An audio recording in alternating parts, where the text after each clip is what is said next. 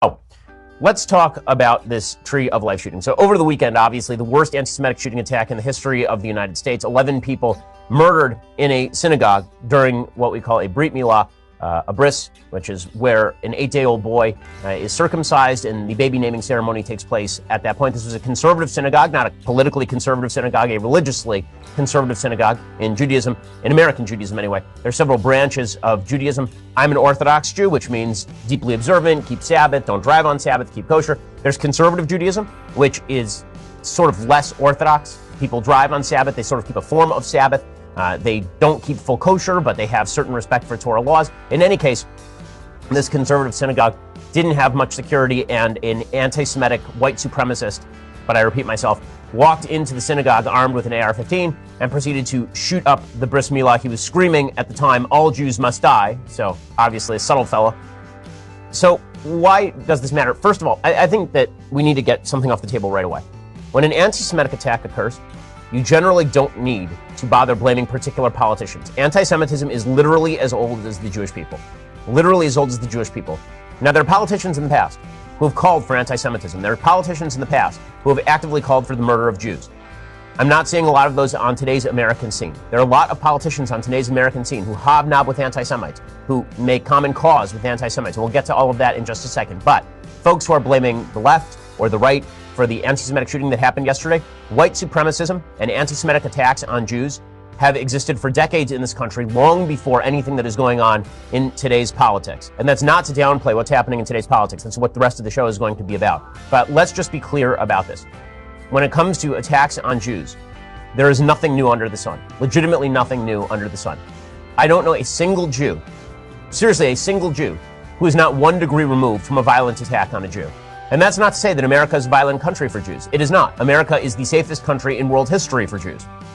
America is an incredible place for Jews. But because the Jewish population is so small, and because so many Jews know each other, and because the Jews sort of consider themselves an extended family, just as Christians consider themselves an extended religious family, it's difficult not to feel it deeply, obviously, when an attack like this takes place. The history of the Jewish people is filled with fractious division, but history has treated the Jews as a closely bound unit. Jewish identity isn't really a choice, it's a reality. Modernity has obscured this for a lot of Jews, but the fact is that all Jews are in the same boat when it comes to anti-Semites like this. And as I say, every Jew is 1 degree removed from some level of anti-Semitic violence. You know, I live in the Los Angeles community. I'm probably, if not the most prominent Orthodox Jew in the country, the most prominent Orthodox Jew wearing a yarmulke in the country, I think would be fair to say. I walk around in public with a yarmulke. That's how safe I think this country is. I live in a city with some 900,000 Jews. Los Angeles has 900,000 Jews living in the city. Still, anti-Semitic attacks have occurred in the LA Jewish community since I was a child. In 1991, a synagogue just down the block from me was firebombed. In 1999, a white supremacist drove past the high school that I would attend a year later, checked it out, and then proceeded to drive over to the West Valley JCC and shoot it up. In 2002, a radical Muslim terrorist walked into the El Al counter at LAX and shot up the El Al counter, killing a member of my community. When I attended the Yeshiva University High School of Los Angeles, we had bomb scares, bomb threats. Maybe every 3 months we'd have to evacuate the school. So anti-Semitism, particularly from white supremacists, is nothing new here. So this brings us to the bigger question. This brings us to the bigger question, and that is why this thing happened right now. Now, I'm not going to mention the name of the shooter because I don't mention the name of terrorists or mass shooters on the program. I don't want to give them any sort of glory. This mass shooter used a little-known social network to spew hatred toward Jews. He called them the children of Satan as he showed off his family of firearms. He now faces the death penalty after unleashing the guns on worshipers at the Tree of Life Synagogue. He was particularly upset about a Jewish nonprofit providing aid to refugees. The Jewish nonprofit is called Hias, and he tweeted, "Hias likes to bring in invaders that kill our people. I can't sit by and watch my people get slaughtered. Screw your optics. I'm going in." That was the last tweet that he sent before he went and murdered a bunch of Jews, most of them over the age of 50, including a Holocaust survivor. He also had a particular dislike for President Trump. He dismissed President Trump as a globalist rather than a nationalist. He said, "There is no MAGA as long as there is a kike infestation." I'm going to use the word here because I think it's imperative to know the language that these monsters use, these evil, evil people. So the media's take on all of this has, I think, been quite simplistic and foolish. They have, of course, suggested that President Trump is responsible for everything. President Trump is responsible for the shooting, specifically because President Trump in 2016, 2017 winked and nodded at the alt-right. Now, I was highly critical of President Trump for doing that. I am highly critical of President Trump for doing that. I was the #1 target of alt-right anti-Semitism online in 2016 with a bullet. It was not close. 40% of all anti-Semitic tweets by the alt-right in 2016 were directed at me personally. Okay, so I am well acquainted with the folks that President Trump winked and nodded at. This guy was not alt-right. He was a white supremacist. There is a slight difference. He is not a member of the modern alt-right movement, which is disgusting and evil and anti-Semitic in and of itself, but he is a white supremacist with a longer standing past. Because this is a complex topic, I'm going to try to parse this. Because a bunch of things can be true all at once. Number one, just as I said last week with regard to the attempted bombings against Democratic targets, just as I said then, you cannot connect a politician's rhetoric to a violent action unless the politician actually calls for the violent action. President Trump has engaged in nothing even remotely approaching incitement against Jews. No one can name a single comment that he has ever made that looks like incitement against Jews. In fact, this president of the United States has been extraordinarily pro-Israel and pro-Jewish.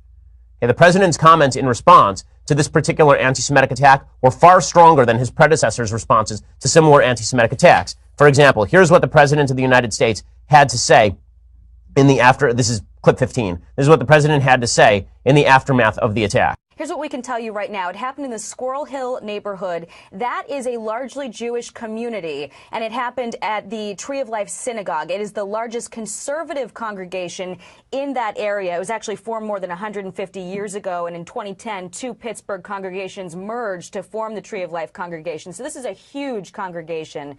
It happened during the 9:45 a.m. Shabbat. It is the most attended service of the entire week. We also know that from local media reports, up to 12 people were shot.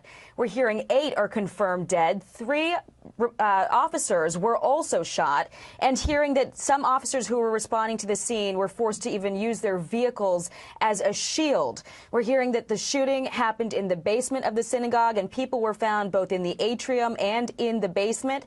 We heard from the former president of the synagogue that in the past, security had been an issue for them, and they were working with the Department of Homeland Security to try to find ways to secure exits and entrances. So there was a huge police response in that neighborhood while authorities were trying to ascertain whether or not there was only one gunman or if someone may have made it outside of the building. Heard just a little while ago that the shooting is now considered to be over, that the suspect surrendered, but it was a very chaotic time. We do have a soundbite that we got just a little while ago. It's their last report from police on the scene. This was within the last 20 minutes. Let's take a listen to that. So at this time, the suspect in the shooting is in custody. We have multiple casualties inside the synagogue. We have 3 officers who have been shot. And at this time, we have no more information because we are still clearing the building and trying to figure out if the situation is safe, if there are any more threats inside the building. So that's all we have at this point, but the shooter is in custody. We have multiple casualties and 3 officers shot. Thank you. Can you take a step-by-step? No, I can't take you anything right now. We're being told. I can't. So we know that the governor and Senator Bob Casey are heading to the scene right now.